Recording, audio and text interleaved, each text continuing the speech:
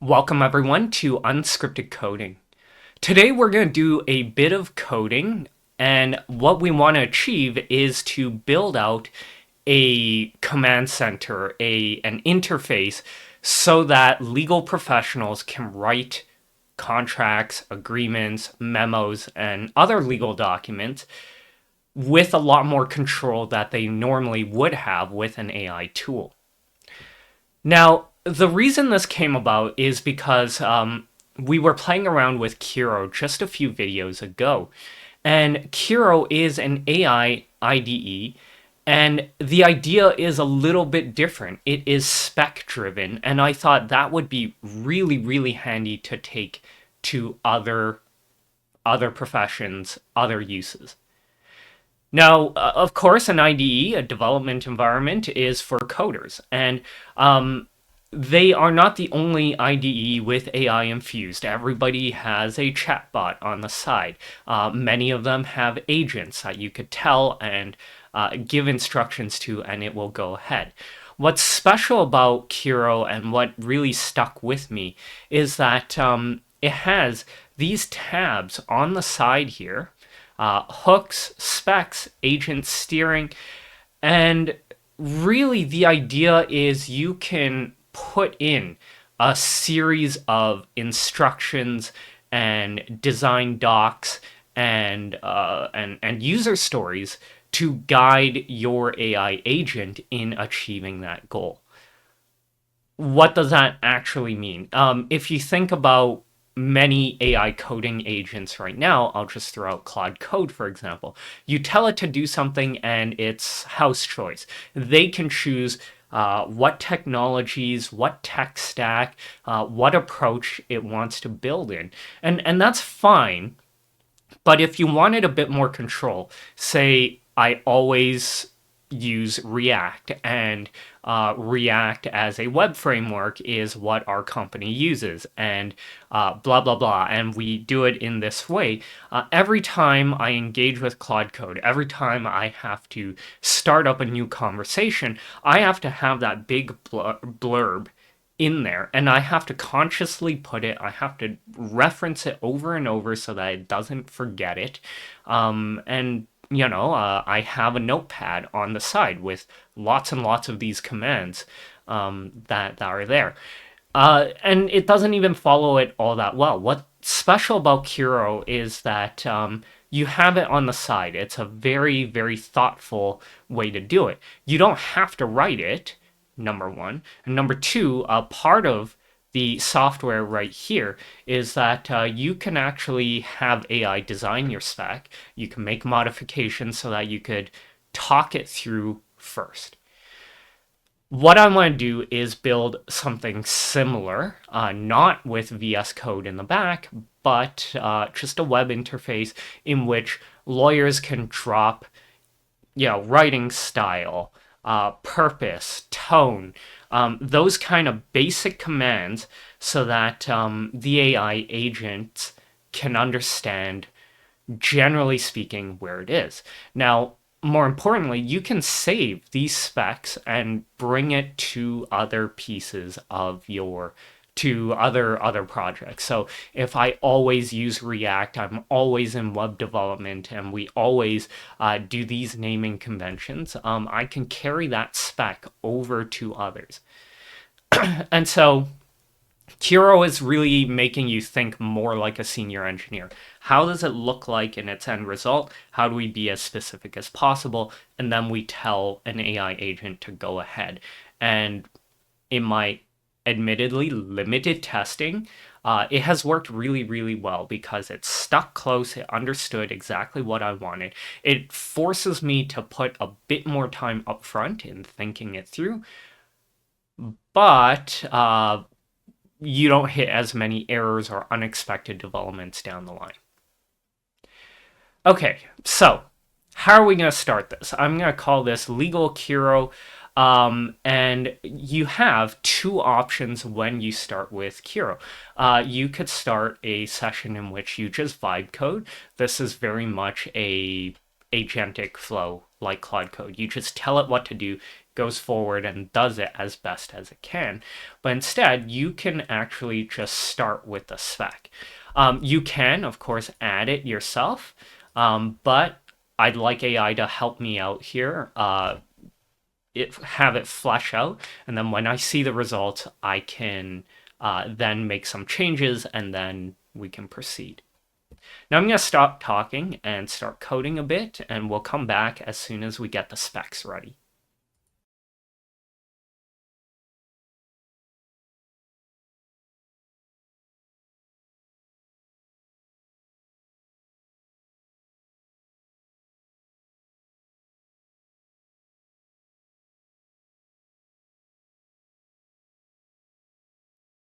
Okay, so as you watched, I described what I wanted. I wanted a as they describe it, a 3-panel single-page web app in which there is, just like this, a left-hand sidebar. And for us, for legal professionals, you want to have specs. You're going to describe, the tone, who the counterparty is, what type of document you're drafting, those kind of basic things. We're going to have a set of samples. So if you have templates, if you have historic, older contracts that may be relevant, and finally another piece of database, which is relevant laws, relevant, case law, court cases, judgments, research papers, whatever it may be. And so the idea is then, as you use the right-hand side to interact with the AI and have questions, it can start referencing these documents. And in the center, there is basically a text editor. I tried to describe that in basic terms, and then what's nice is that Kiro will write this all out in much more detail and put its assumptions down is the important piece here. Here, there's a introduction, the 3-panel interface designed for lawyers, blah, blah, blah. As you go down, you have these kind of user stories, which is when you detail exactly what you expect to happen. And so here, the first user story is I want to manage document specifications, writing samples, and reference databases on the side that persist across different legal matters. That means that I can write this style. So say I am writing a letter to a client. I want to make sure that after I'm done, I can reuse that in the next one if I write another letter to another client. And so we're going to just go down the list, and there's 6 requirements I've pulled out, and we're going to move ahead to the design phase.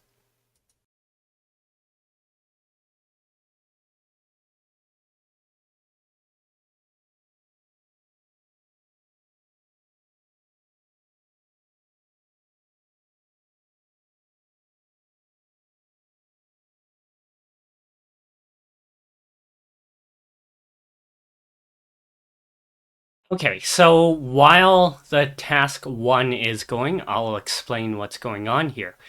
We started with requirements here, and this was what we just saw. Moving forward, what it did was it took those kind of user stories and changed it into a design. Now, it does have a mermaid graph, but I was reading the side and just scrolling through here. I'm going to defer heavily to Kiro, and I only made some minor changes to remind it about the requirement for AI prompting and very cleverly thought out AI prompting in between everything. But in short, you'll see that there's a general graph. There are I'm drawing a blank here, but there are the headers for various classes and functions and so on. So we kind of know in general what how those pieces interact with each other. Now, I'm going to admit I'm not thinking through all of this. I'm just trusting that most of this makes sense. But as you go down, there are other pieces as well of how the models will look like. how the error handling will look like, in my case, I've asked specifically the AI prompting strategy to work. And so these are kind of more concrete. It took the requirements, made it into more concrete. This is how things are going to work and look. And finally, it broke it down into these task lists. So each one of these will accomplish it iteratively. So here, just get the structure forward. So just creating the HTML file, having those 3 panels layout, basic CSS, and so on. So we can break this out. And then the next task and the next one will be setting up the storage, getting the API working, and each piece moving forward. What's nice is that broke it down into 15 pieces, and every time, once something is done, you could click the next one to start task. Now, you could also engage the bot and just say, start going, do all the tasks at once. And generally, that's how Claude Code would have done it in the past. But here, having it split up into discrete pieces is really, really, really helpful, because I don't know how many times I've done the kind of vibe coding where, because I started focusing on one tiny piece at the very end, it broke something at the very top. And then it started trying to redo the whole thing in the middle, and it's just a mess. Here, because it's structured, because we're going one at a time, it is hopefully very, very organized. So I'll leave this on to kind of walk through each of these pieces, but I think I'm going to switch potentially to Sonnet 4.0 moving forward. Oh, okay. So we have our first ability to run this file here. So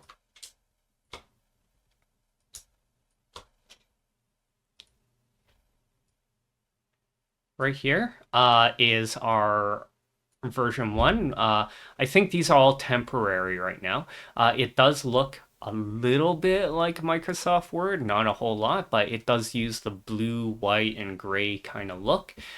Here we have a sidebar. I'm sure this is just a dummy, so if I go hello world, we're not going to get a response here. It's not even sending up, but it generally looks like what I was hoping for, an AI assistant and then a bunch of resources that we can close on the sidebars, and then basically a giant text editor, none of which are working right now. But the structure is done, so the task 1 is ready, and we're going to start the second task, and I'll stop talking again.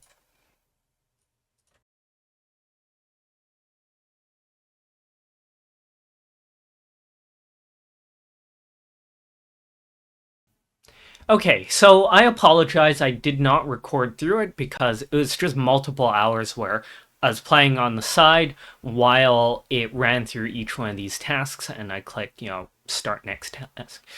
Just to give you a flavor of how this would look like, I would click execute task, and it would start going.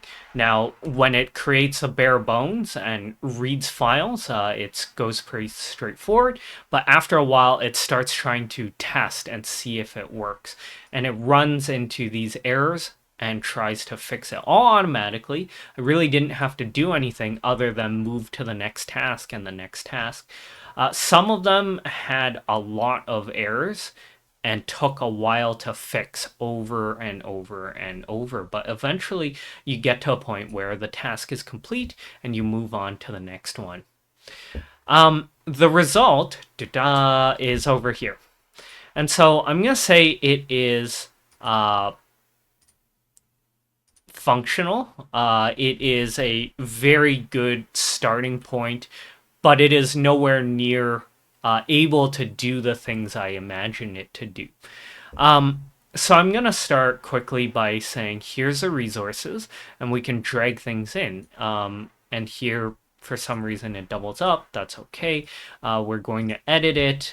There's tone, guideline, citation, document type, whatever it may be. Samples, I'm just going to drag the same file in here. It's going to pull out the text. You can use it for different things. My intention wasn't so much that we would drag files into specs. It's more of a questionnaire, so it makes sense to ask questions like this. Samples, however, looks exactly right. It pulls the right documents out, pulls the text out of it, and let's say we call it a memo, it can reference it afterwards. And we can add more documents into a library, whatever. But the rest of the interface is as you would imagine. There is a text editor in the middle. This is very simple, so I'm just going to say start typing. Sorry, I should really zoom in here. And you have, center. We can bold. We can make it into a heading. Start typing the next bit and move it back to the left.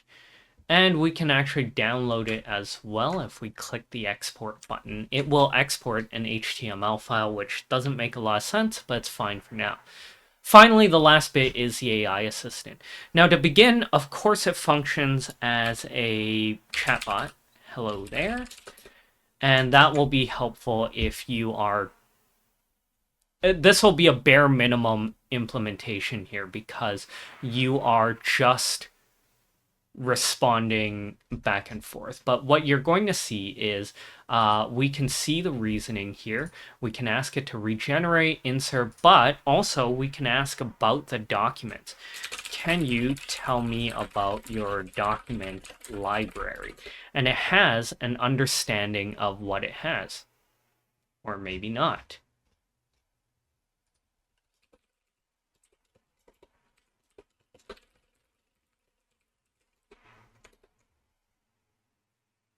That is very strange. It was working shortly before. But I'm just going to drag a text file in here and see where we have. Here's rolling temp. And I'm going to refresh again. Can you tell me about your document library? And hopefully those ones will make it. So here, now it recognizes there are 7 documents in the library, haven't listed our practice areas, blah, blah, blah. Useful information. So it is able to pull information from this library out when it's necessary. We have a bunch of reasoning. We can regenerate as well if we want. And we can copy back and forth between your document. I'm curious how the copy works here. Oh, never mind. There is a lot of code that Kiro wrote around the AI agentic abilities. Oh, let's not look at these ones. Let's look at the data manager. No, the AI agent. I'm going to close this off here. You can see that they have a few different patterns: drafting, research, review, formatting, explanation. Now, I only just put the API key in. There are some features I haven't turned on, including Google search. And so it is a challenge because right now it can't really do very much research. But you can see all of the bare bones are around here. But as I was playing around with this, what was most impressive to me is actually the fact that it is a very test-driven development process. So after a while, it creates a number of tests that reflect what you've asked it to do. So if you remember way back at the start, too many files here, we wrote these requirements. It is creating tests along the way. Great practice that I never do. as to what we should expect, what should happen when we click these buttons. All of them are in these tests. So we can actually see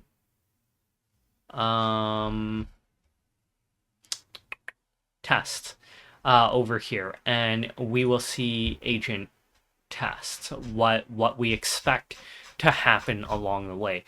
This is a lot of code, 600 lines just for this one module.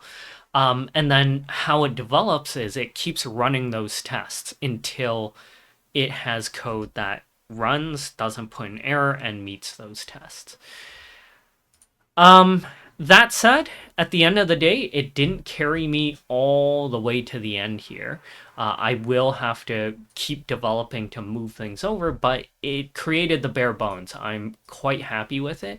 And the other thing is it is extraordinarily organized, so I know exactly where to go. When I was looking at where to put the API key, I knew instinctively, it was under the, Gemini client. I knew exactly that was the place to go. When I need to turn on features, I know exactly Gemini client as well. When I want to give the agent more features, AI agent. So all super duper helpful, broken down, very organized, and it's something I can work with even if it hasn't completed it in one go. Now the other thing is it did create extra pieces I didn't really expect. So for example, it has a whole theme manager as well where we could turn night dark, but it has the capabilities to go further than that. But anyways, I thought that was pretty interesting. I still think that this approach from Kiro is really, really helpful. And I think if I build this out, this is something that lots of folks will use as to, here's a library of relevant files, here's writing samples, and then here is instructions, specs, however you want to talk about it, because that will go to any sort of profession where you're writing documents. I'll stop here. I may do another video to follow up and keep building on this, but right now I have ran credits for Kiro for the day, and so I'm calling it quits as well, with something pretty impressive to show for it, actually, considering I really wasn't hands-on. I did 15 or so button clicks. Thanks for watching. I will see you next week with another project. Bye.